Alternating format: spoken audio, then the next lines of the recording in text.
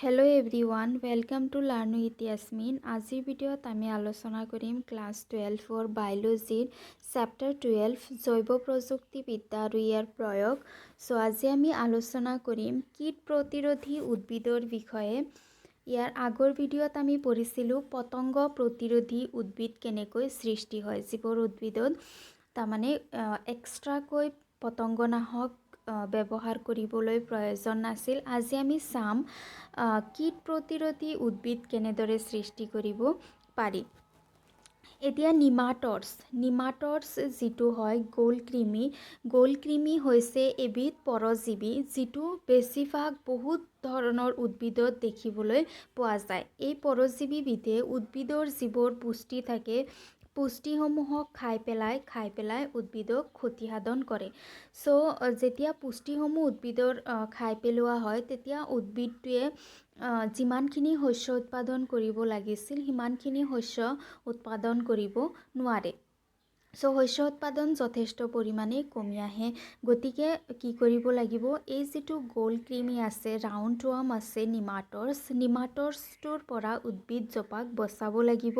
আৰু ইয়াৰ পৰা বচোৱাৰ কাৰণে কি পদ্ধতি অৱলম্বন কৰা হয়? ইয়াৰ কাৰণে বচোৱাৰ কাৰণে পদ্ধতি হৈছে RNA প্ৰতিবন্ধক, RNA ইণ্টাৰফেৰেন্স পদ্ধতি অৱলম্বন কৰি পেলাই কি কৰা হয় যে উদ্ভিদসমূহক কীট প্ৰতিৰোধী উদ্ভিদ সৃষ্টি কৰা হয়। এতিয়া RNA ইণ্টাৰফেৰেন্স বা অসমীয়াত কয় RNA প্ৰতিবন্ধক। RNA প্ৰতিবন্ধকটো কি হয়? যিকোনো এটা বস্তুৱে যিকোনো এটা প্ৰাণীয়ে যিটো ৰেগুলাৰ বেচিছত যিটো তাৰ কাম এটা হৈ থাকে সেইটো কামত যদি কিবা বাধা পৰে তেতিয়া তাক প্ৰতিবন্ধক বা ইণ্টাৰফেৰেন্স বুলি কোৱা হয়। ছাপ'জ তুমি ডেইলি স্কুল যোৱা ৰাতিপুৱা 8টা বজাত, এদিনাখন হেভিলি বৰষুণ দিলে যাৰ কাৰণে তুমি ৰাতিপুৱা 8টা বজাত ওলাব নোৱাৰিলা, সেইদিনা তুমি ৰাতিপুৱা 9টা বজাত ওলালা। তাৰমানে কি হৈ গ'ল যে তোমাৰ যিটো ৰেগুলাৰ টাইম সেইটো টাইমত কিবা বাধা পৰাৰ কাৰণে তুমি নিজৰ টাইমটো চেঞ্জ কৰিবলগীয়া হ'ল। তাকে কি বুলি কোৱা হয়? প্ৰতিবন্ধক বুলি কোৱা হয়, ইণ্টাৰফেৰেন্স বুলি কোৱা হয়। সো যিকোনো জীৱৰ ভিতৰত কোষ থাকে। আমি জানো যে জীৱৰ দেহৰ ভিতৰত কোষ থাকে। ছাপ'জ এইটো এটা কোষ আৰু কোষৰ ভিতৰত থাকে কি নিউক্লিয়াছ বা কোষ কেন্দ্ৰ থাকে আৰু কোষ কেন্দ্ৰৰ ভিতৰত থাকে DNA। কোষ কেন্দ্ৰৰ ভিতৰত DNA থাকে।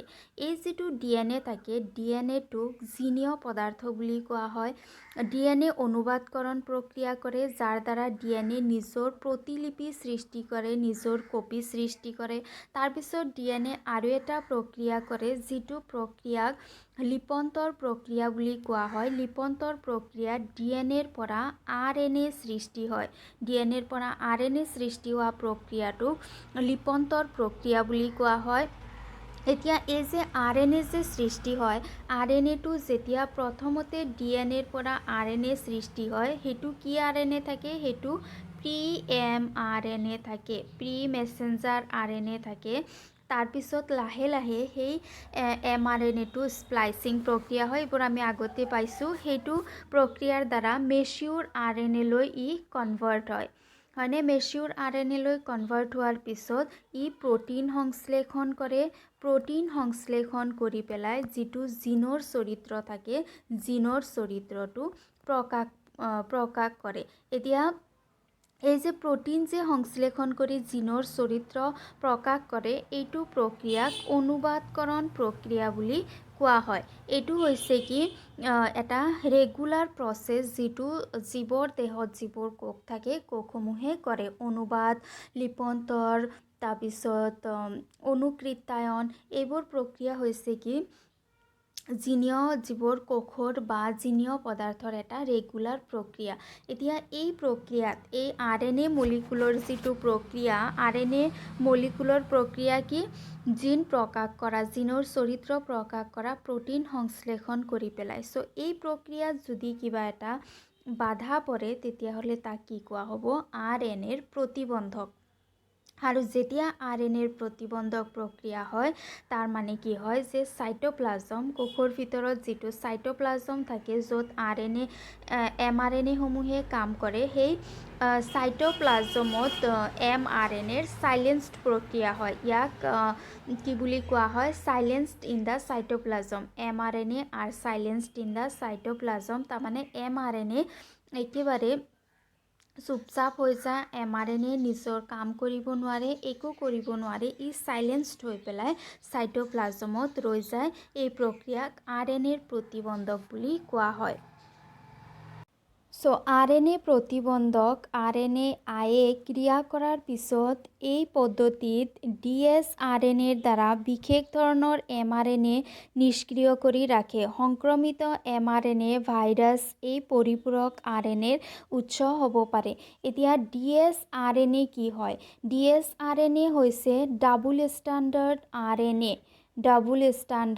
RNA কিন্তু আমি শুনিছিলোঁ যে আমি জানো যে DNA হে ডাবল ষ্টাণ্ডাৰ্ড হয় RNA সদায় কি হয় সিঙ্গেল ষ্টাণ্ডাৰ্ড এক হৰপিল হয় কিন্তু ইয়াতে কি হয় এইটো পদ্ধতিত দ্বিহৰপিল RNAৰ সৃষ্টি হয় দ্বিহৰপিল RNAৰ কেনেকৈ সৃষ্টি হয় ইয়াতে কি হয় যে এটা RNAৰ শৃংখল আন এটা RNA শৃংখলৰ সৈতে বান্ধ খাই পেলাই এটা dsRNAৰ সৃষ্টি কৰে আৰু এই dsRNAটো কোষৰ ভিতৰত ইন্ট্ৰডিউস হয় এতিয়া এই dsRNAটো ইনজেকশ্যন দি পেলাইও সৃষ্টি কৰিব পাৰি বাহিৰৰ পৰা ইনজেকশ্যন দি পেলাইও সৃষ্টি কৰিব পাৰি বা কোষটোৱে নিজেও এনেকুৱা দ্বিহৰপিল RNAৰ সৃষ্টি কৰিব পাৰে এতিয়া দ্বিহৰপিল RNA সৃষ্টি হোৱাৰ পিছত কি হয় যে ইয়াতে কিছুমান এনজাইমে ক্ৰিয়া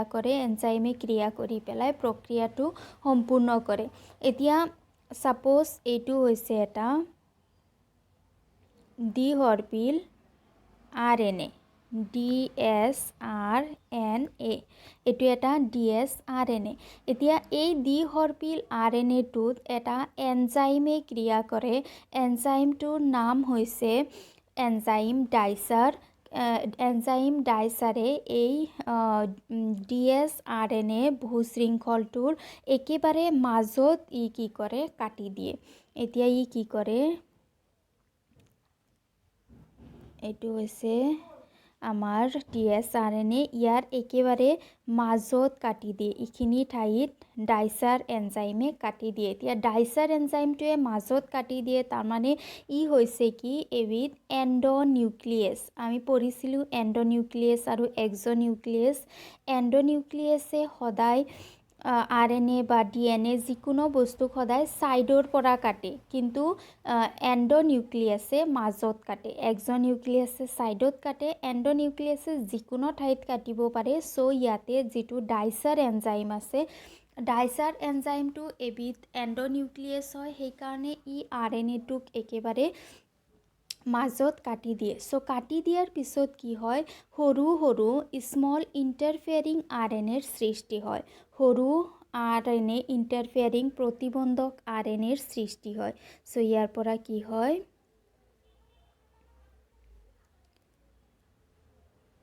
সৰু এটা RNAৰ সৃষ্টি হয় যাক কি বুলি কোৱা হয়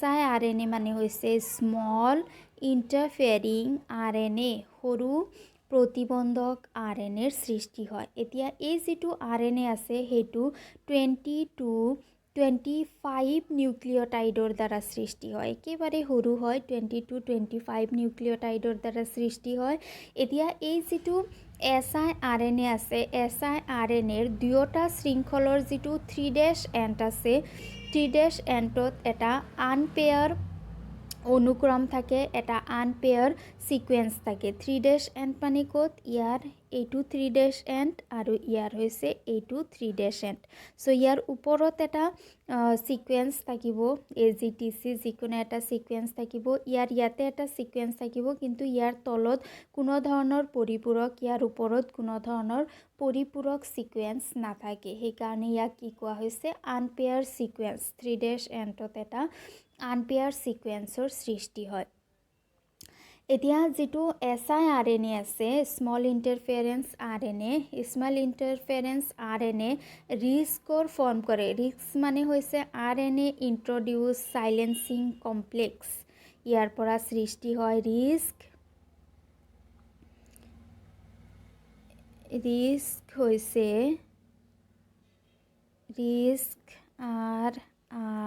RISC RNA ইন্টাৰফেৰিং সাইলেন্সিং কমপ্লেক্স তাৰ মানে এই যেটো RNA সৃষ্টি হৈছে এইটো এতিয়া সাইটোপ্লাজমত ইন্ট্ৰোডিউস কৰা হৈছে আৰু এই সাইটোপ্লাজমত সাইলেন্স হৈ গৈছে বুজি পাইছানে এই স্মল RNA সৃষ্টি হোৱাৰ পিছত RNA টো সাইটোপ্লাজমত কি হৈ যায় সাইলেন্স হৈ যায় এতিয়া আমাৰ যেটো টাৰ্গেট RNA আছে আমাৰ যেটো টাৰ্গেট RNA আছে টাৰ্গেট RNA টো এবাৰ কি হৈ যাব কাট খাই যাব ক্লিপড হৈ যাব ক্লিপড হৈ যোৱাৰ পিছত গুটেই যেটো অনুবাদ লিপন্তৰ প্ৰক্ৰিয়া আছে লিপন্তৰ প্ৰক্ৰিয়াটো বাধা পৰিব এটো হৈছে আমাৰ টাৰ্গেট mRNA এতিয়া এই টাৰ্গেট mRNA টোক আমি কি কৰিম এইটো mRNA ৰ যেটো কাম জিন প্ৰকাশ কৰা হেতু আমি প্ৰকাশ হ'বলৈ নিদিও তেনেহলে এটো কি হৈ যাব এতিয়া সম্পূৰ্ণৰূপে ক্লিভছ হৈ যাব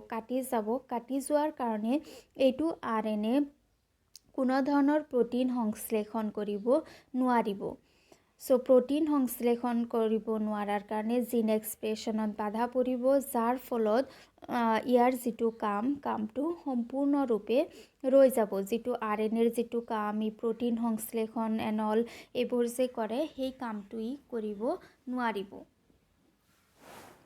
সো এইটো হৈছে কি গুটেই প্ৰক্ৰিয়া যে RNA ইন্টাৰফেৰেন্সে কিদৰে কাম কৰে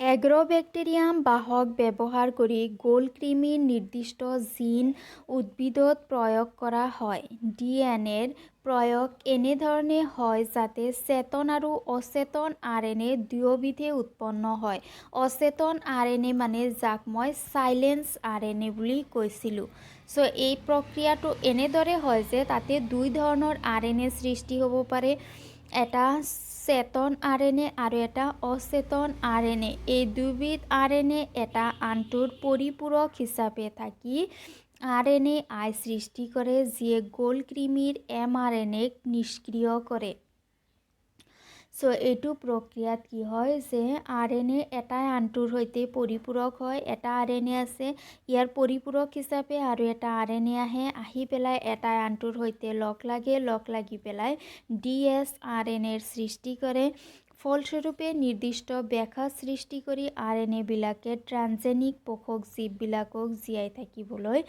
নিদিয়ে সো ইয়াৰ ফলত কি হয় যে পোষক কোষবোৰক ইহতে জীয়াই থাকিবলৈ নিদিয়ে তাৰ মানে পোষক কোষৰ যেটো কমফৰ্ট আছিল হেতুত আঘাত পৰে হে ট্ৰানজেনিক উদ্ভিদসমূহ পৰজীৱী প্ৰতিৰোধী হয় সো আলটিমেটলি কি হৈ যায় যিবোৰ পৰজীৱী নিমাটৰ্ছ আছিলে নিমাটৰ্ছবোৰ নোহোৱা হৈ যায় আৰু উদ্ভিদজোপা পৰজীৱী প্ৰতিৰোধী হৈ পৰে সো আজি ভিডিঅ'ত ইমানখিনিয়ে ভিডিঅ' ভাল লাগিলে লাইক কৰিবা ফ্ৰেণ্ডছৰ সৈতে শ্বেয়াৰ কৰিবা আৰু চেনেল সাবস্ক্ৰাইব কৰিবা থ্যাংক ইউ